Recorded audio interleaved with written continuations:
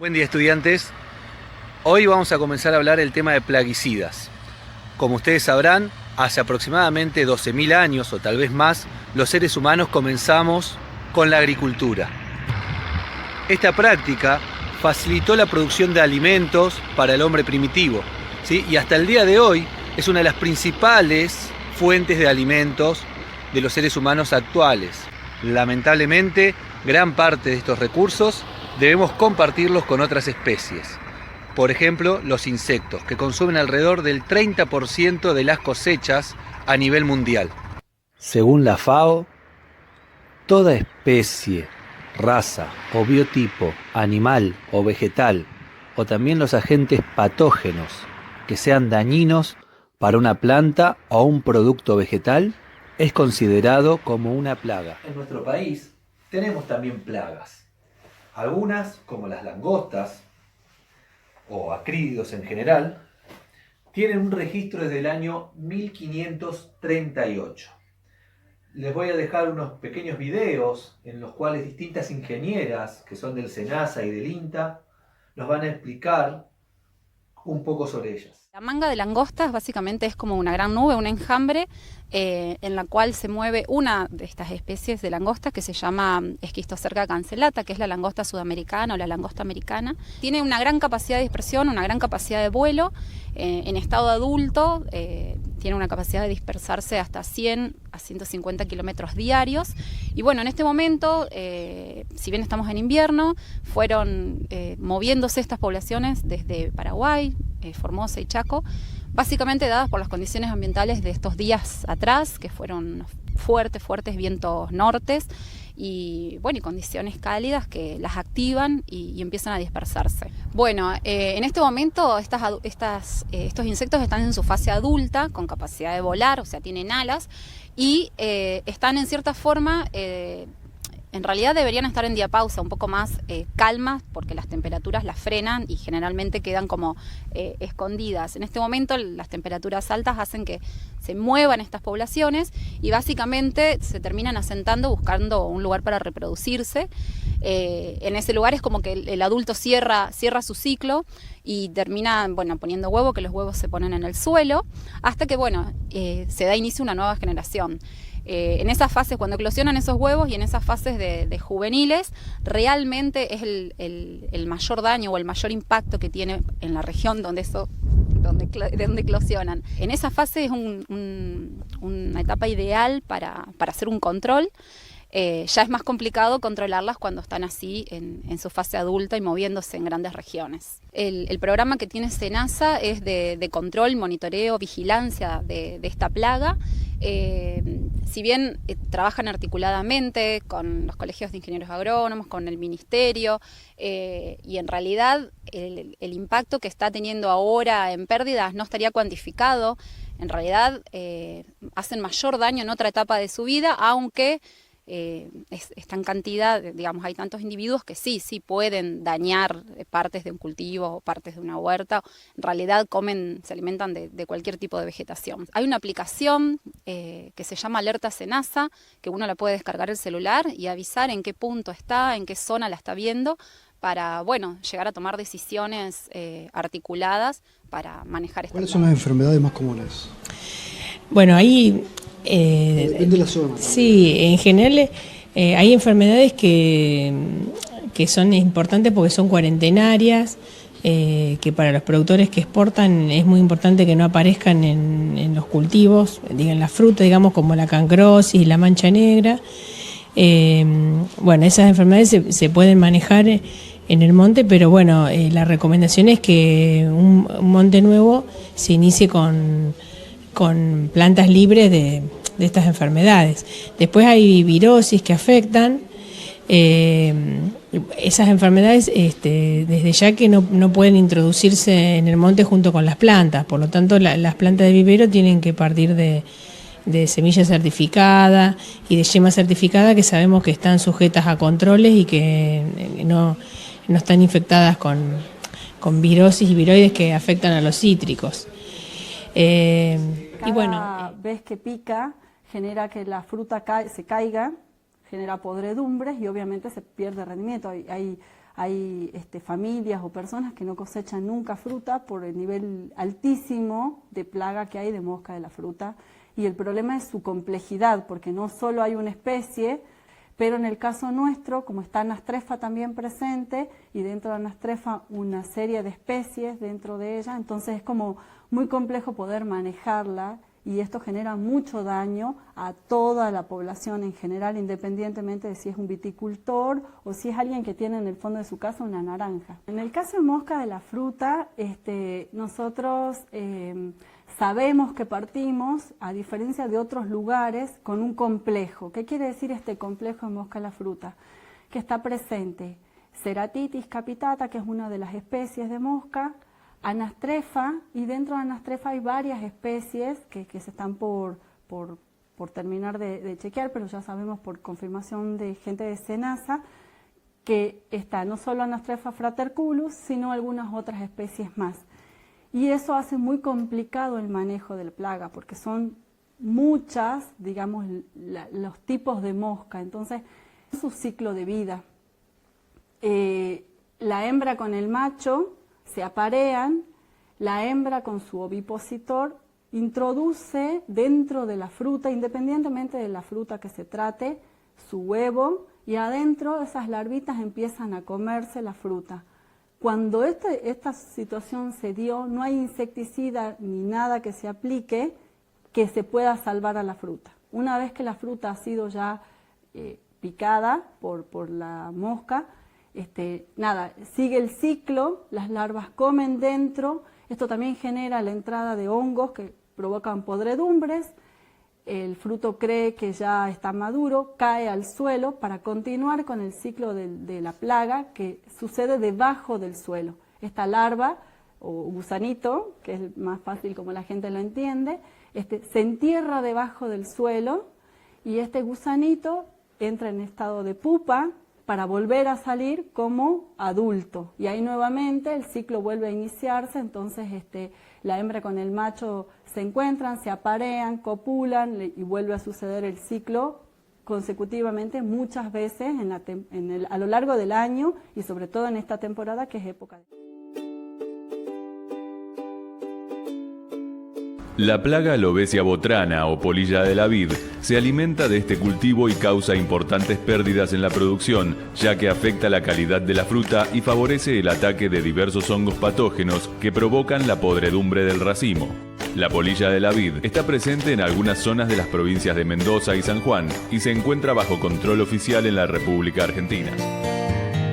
El picudo de la soja o el picudo grande de la soja es una plaga que, si bien no tiene alta incidencia en nuestro norte santafesino, es una plaga bastante endémica del noroeste, de la zona de Tucumán, Salta, en la cual es una zona donde todos los años tienen este problema. Este año varios lotes tuvo daño de diversa intensidad y bueno, fuimos consultados para ver qué recomendaciones o cómo podíamos manejar esta plaga. El picudo de la soja, bueno, es un cascarudo negro con unas liñitas amarillas que puede hacer daño tanto en su estado adulto como en el estado de larva. En su estado de larva es muy pequeña, menos de 1 centímetro o 1 centímetro, una larva típica blanca o cremosa, sin patas, muy conocida como las larvas de los gorgojos. Desde estadios muy chiquitos, desde plántula, ya se puede ver que el adulto puede llegar a ocasionar un enrasgado, un deshilachado del tallo principal de la planta. Desde ahí hacia en adelante, cuando la planta sigue desarrollándose. Luego la hembra hace un característico daño también en el tallo, que es como un anillo alrededor del tallo y termina colocando sus huevos, para luego la planta deformarse y formar como una especie de agalla donde se desarrolla la larva y después se mueve por el tallo principal, ocasionando daño mientras se alimenta en su interior. Recién con la aparición de los plaguicidas químicos, la lucha contra las plagas comenzó a ser eficiente. Pero, ¿qué es un plaguicida? Básicamente, un plaguicida es una sustancia o mezcla de sustancias que sirve para prevenir, destruir o controlar las distintas plagas. Nuestro país tiene un gran consumo de plaguicidas todos los años. Muchos de ellos se realizan en nuestro país, ya sea por la síntesis o por simple formulación. Bueno, no tan simple. Y otra gran cantidad de ellos se importan desde el exterior. Por lo tanto, el Estado Nacional ha creado organismos que son responsables de la evaluación, del registro de los distintos principios activos y también de la prohibición o restricciones que haya en el uso de los distintos plaguicidas. Esas entidades, algunas son conocidas, tal vez las hayan escuchado. Una de ellas es el SENASA, que es el Servicio Nacional de Sanidad y Calidad Agroalimentaria de nuestro país. También tenemos el ANMAT, la Administración Nacional de Medicamentos, Alimentos y Tecnologías Médicas de nuestro país. Cada uno de ellos se ocupa de controlar distinta clase de plaguicidas. El ANMAT, por ejemplo, se encarga de controlar todo lo que sea de uso veterinario, ¿sí? Aquellos insecticidas en aerosol, espirales y demás sustancias que usamos dentro de nuestro hogar. El SENASA, en cambio, se encarga de los productos fitosanitarios, de la línea jardín de plaguicidas y también aquellos que sean de uso veterinario. La clasificación de los plaguicidas, ya sea por su plaga, blanco u origen, puede ser complejo. Para facilitar la realización de este trabajo, vamos a solo concentrarnos en los insecticidas. Tenemos a los de origen mineral, o también llamados inorgánicos, que son sales inorgánicas tóxicas, compuestas por arsénico, flúor, azufre o derivados del selenio. Por ejemplo, algunas de ellas son el fluosilicato de sodio o el sulfuro de carbono. También están los orgánicos de síntesis, por ejemplo, el más conocido de ellos, el DDT, que fue introducido durante la Segunda Guerra Mundial para controlar el tifus y la malaria. Dentro de los orgánicos de síntesis, en sí podemos tener tres grandes grupos: los organoclorados, como el DDT, los organofosforados, como el paratión, y los carbamatos, como el aldicar. Luego tenemos otros en base de aceites minerales, que son derivados de aceites antracénicos y del petróleo. Por ejemplo, los piretroides, que son sustancias químicas que se obtienen por síntesis de estos aceites. Y en último lugar, las de origen vegetal. Estas en los últimos años se han estado retomando, ya que la fuente natural parece ser mucho más segura para el medio ambiente y la salud humana. Algunos de ellos son la nicotina, la piretrina y la rotenona. Bien, para continuar, les voy a leer una parte de un texto que pertenece al Departamento de Salud Ambiental del Estado Nacional. Se llama Los plaguicidas en la República Argentina. Los seres humanos pueden estar expuestos a la acción de los plaguicidas de diferentes maneras. Accidentales, que es una exposición no intencional, inesperada o no prevista. Se consignan aquí la mayoría de las exposiciones en niños o adultos resultantes de equivocaciones con los plaguicidas. Ocupacionales, exposiciones que ocurrieron mientras el paciente se encontraba trabajando, cuando el plaguicida involucrado formaba parte del proceso de trabajo. Ambientales, exposiciones pasivas, no ocupacional, que resulta de la contaminación del aire, agua o suelo. Alimentarias, exposición resultante de la ingesta de alimentos contaminados. Por mal uso, que es el uso incorrecto o inapropiado de una sustancia no medicamentosa. Por accidente químico, que es la exposición no ocupacional, que ocurre después de la liberación de plaguicidas en ocasión de un derrame, escape, explosión, etc. Durante los procedimientos de embalaje, transporte, carga, descarga o almacenamiento también. La mayoría de las exposiciones laborales a plaguicidas incluyen la exposición dermal en ciertas categorías laborales. La inhalación de aerosoles, por ejemplo, es otra. Tanto en este grupo como el de los individuos accidentalmente expuestos o rociados por vapor de plaguicidas, los efectos adversos para la salud pueden ser tenues en apariencia y no específicos, reflejando un lento deterioro de las funciones fisiológicas, modificadas por los ajustes individuales o adaptaciones a los cambios. También podrían ser alarmantes para la salud pública los efectos crónicos, entre ellos cáncer, influencias adversas en la reproducción y efectos inmunológicos. A juzgar por el gran volumen de datos obtenidos en los trabajos de experimentación animal y en los escasos estudios epidemiológicos realizados hasta la fecha. Ningún segmento de la población general está completamente protegido contra la exposición a los plaguicidas, con sus posibles efectos graves en la salud. Sin embargo, los habitantes del mundo subdesarrollados y ciertos grupos particularmente expuestos, por ejemplo, los trabajadores minifundistas de producciones intensivas poco tecnificadas, como tabaco o producción hortícola, soportan a este respecto una carga desproporcionada. Bien, varios de los plaguicidas más utilizados tienen una gran estabilidad química. ¿Qué quiero decir con esto? Que es muy difícil que se destruyan en el ambiente. Al tener una lenta degradación, los ecosistemas en donde son introducidos pueden tener graves consecuencias. Por ejemplo, en 1960 se introdujo el DDT en Borneo. ¿Para qué? Para combatir los mosquitos que transmitían la malaria. Fue un éxito, pero ¿cuáles fueron las consecuencias? Voy a dar un ejemplo. Hay un tipo de avispa que se alimentaba de las orugas que se escondían en los tejados. El DDT no solo mató mosquitos, sino que mató a estas avispas. ¿Cuál fue la consecuencia? Al no haber avispas que se alimenten las orugas, muchas casas sufrieron caídas de techos. ¿Por qué? Porque la oruga se comía toda la madera que estaba debajo de las tejas. En este tipo de plaguicidas, los estudios han demostrado que a pesar de que tienen muy poca toxicidad en humanos y en animales, pasa lo siguiente: se acumula en el tejido graso, con lo cual cada vez que vamos subiendo en la cadena alimenticia, vamos encontrando una concentración mayor de este plaguicida. Este proceso se conoce como bioacumulación. Voy a volver al ejemplo de Borneo.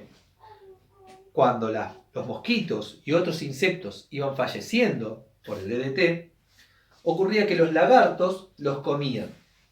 Un lagarto, ¿sí?, al comer una gran cantidad de mosquitos, concentra en su cuerpo una cantidad de plaguicida que puede afectar sus funciones, entre ellas la movilidad. ¿Por qué? Porque era un plaguicida que afectaba el sistema nervioso.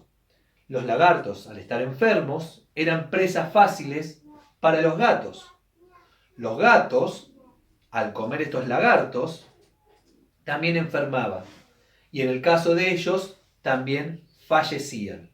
¿Por qué? Porque la acumulación que llegaba hasta el felino era mucho mayor que la que había en cada mosca individual. ¿Sí? Creo que se comprende, ¿no? También se descubrió que no solo tiene efectos sobre el sistema nervioso, también en la formación de la cáscara de los huevos, afectando a muchas aves que están en la cúspide de sus cadenas alimenticias. La toma de conciencia sobre los efectos nocivos de los plaguicidas ha dado lugar a que se investiguen nuevos métodos para el control de plagas. Algunos de estos métodos han sido muy criticados y lo son todavía. Por ejemplo, el de modificación genética. Básicamente, este método sugiere que se tome el ADN de una especie y se modifique.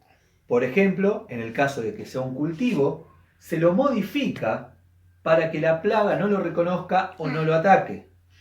En el caso de que lo que se modifique sea la plaga, la modificación hace que ese insecto o plaga en general sea mucho más fácil de combatir. Otro método que tiene muy bajo impacto ambiental en este caso es el de confusión sexual.